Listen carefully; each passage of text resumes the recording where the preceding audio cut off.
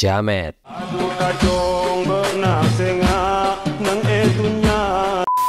Iya, motor yang dulu sangat keren ini sekarang sudah diidentikan dengan Jamet.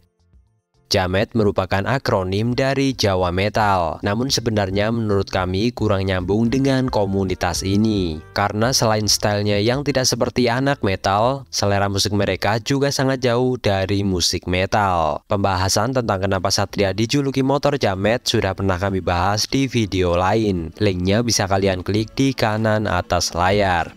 Dan di segmen hujat kali ini, mari kita hujat Suzuki Jamet 150.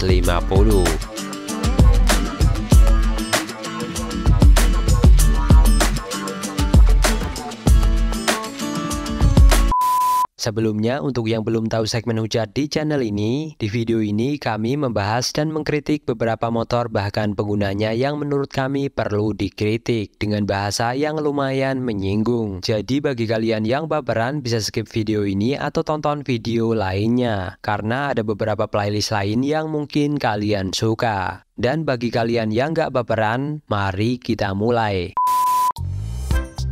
Suzuki Satria. Motor ini sudah terkenal sejak era 2 tak. Saat itu dikenal sebagai motor bebek underbone dengan performa tinggi.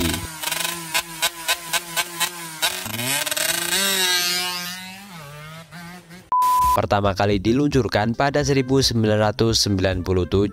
dan hingga kini masih memiliki tempat bagi para pecintanya. Usianya kini sudah sekitar 25 tahunan sejak mendebut di Indonesia. Setidaknya sudah mengalami perubahan hingga 8 kali, mulai dari mesin 2 tak hingga 4 tak.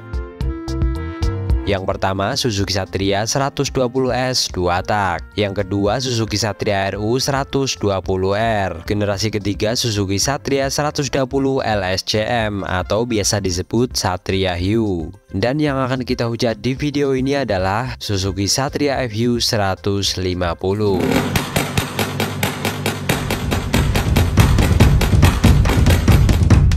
Suzuki Satria FU 150 diluncurkan pada tahun 2004. Inilah awal era Satria bermesin 4 tak dimulai.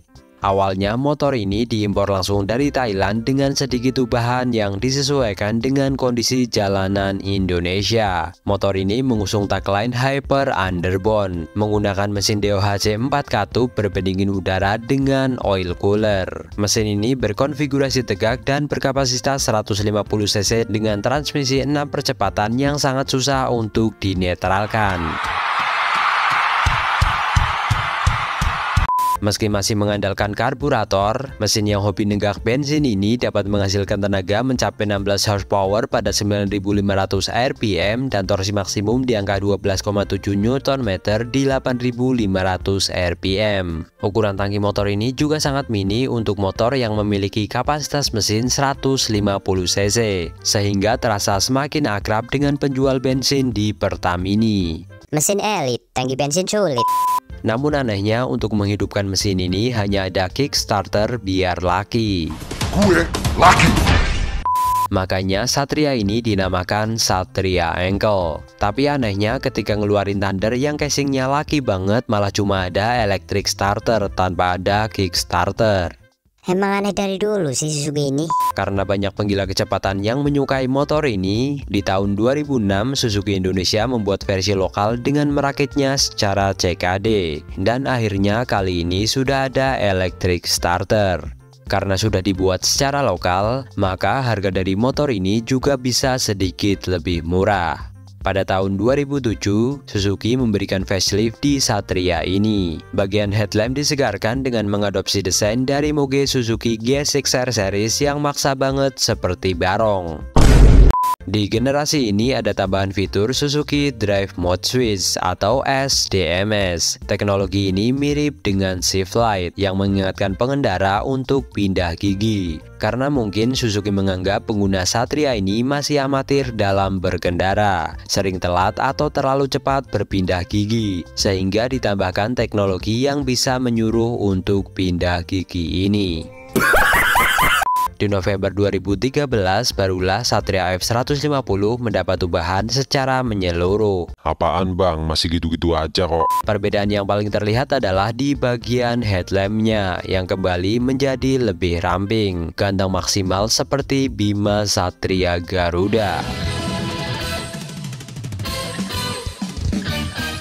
Namun di bagian rangka, mesin, dan fitur-fitur lainnya masih sama. Awalnya motor ini digosipkan bakal menggunakan teknologi injeksi. Tapi kakek-kakek dari Jepang sepertinya masih yakin dengan mesin karburator yang rantai gentengnya sangat berisik ini.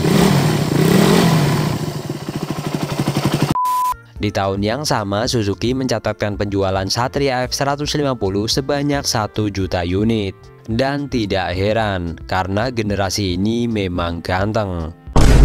Prestasi itu dituangkan dengan membuat edisi khusus yang diberi nama Suzuki Satria Fighter. Walaupun ya nggak ada bedanya, cuma pada bagian velg dan blok mesin yang dicat berwarna emas, supaya nggak minder sama mama kondangan di Madura.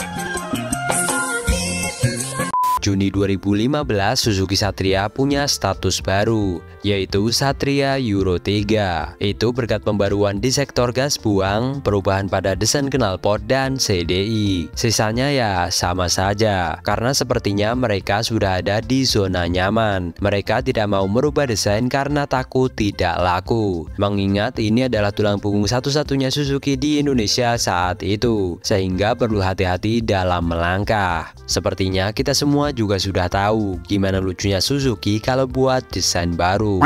Pada Februari 2016, Suzuki akhirnya mengubah Satria menjadi semakin modern. Perubahan paling signifikan ada di sistem pembakarannya, sebab di generasi ini sudah mengadopsi teknologi injeksi, dan namanya berubah menjadi All New Suzuki Satria F150 Fi. Performa mesin injeksi diklaim jauh lebih baik ketimbang versi karburator. Makanya Satria baru ini mengusung tagline The Real DOHC, yang diklaim sebagai motor paling powerful di kelasnya.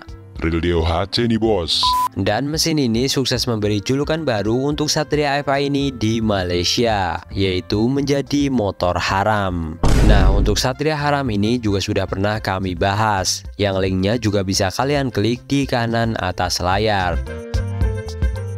Itu dia sedikit sejarah dari Suzuki Satria di Indonesia. Dari beberapa generasi tadi, yang paling lama dipasarkan adalah Satria versi Ayago ini, sehingga penggunanya pun bermacam-macam, dari bocil, anak sekolahan, sampai para jamet. Aliran modifikasinya juga sangat banyak, mengingat ini adalah motor untuk anak muda. Namun kebanyakan modifikasinya dibikin cacingan dengan ban sepeda yang membuat motor ini jadi sangat patuh dengan aturan komplek.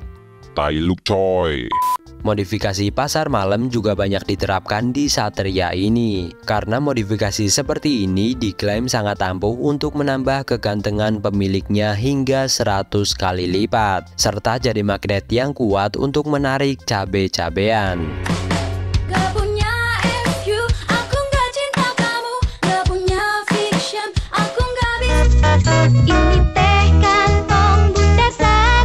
Tidak ketinggalan modifikasi stang gerobak yang sangat legendaris ini. Kalau modifikasi pasar malam dapat menambah kegantengan, modifikasi stang gerobak ini bisa membentuk postur tubuh pengendaranya menjadi semakin gagah.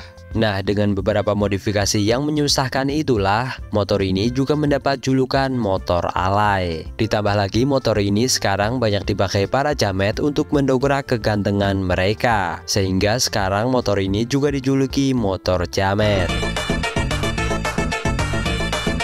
Dan akhirnya sekarang motor ini makin meredup. Entah ini efek jamet atau bukan, yang jelas motor tulang punggung Suzuki ini sekarang sudah di ujung tanduk. Selain jamet, skuter matic juga menjadi salah satu yang dikambing hitamkan. Mbak, minta aerok. Karena pergeseran selera dari motor manual ke matic di Indonesia sangatlah signifikan. Selain tidak kalah keren, motor matic juga nyaman dan bisa dengan mudah membawa barang. Tidak seperti Ayago yang tidak bisa membawa barang bawaan. Kata siapa bang? Ditambah lagi dealer Suzuki yang makin punah dan spare part yang terkenal mahal juga makin membuat penjualan dari motor Jamet ini makin nyungsep. Dan kabarnya sekarang motor ini diobral dengan harga yang cukup murah. Gimana? Kalian tertarik jadi Jamet? Oke, sekian hujatan kali ini. Jika ada kekonyolan dari motor ini yang belum kami sampaikan di video ini, silahkan tulis di kolom komentar di bawah. Oke, sekian dan salam Jamet.